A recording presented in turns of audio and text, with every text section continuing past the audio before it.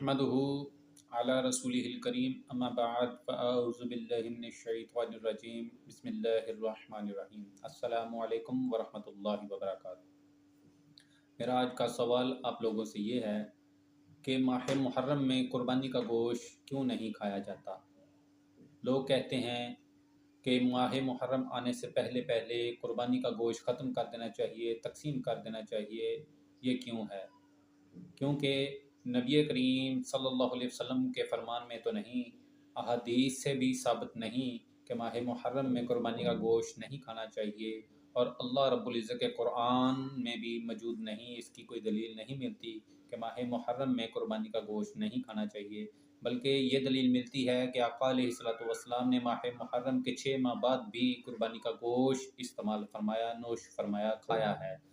आप लोगों से ये सवाल है कि आप मुझे इसका जवाब दें कि आप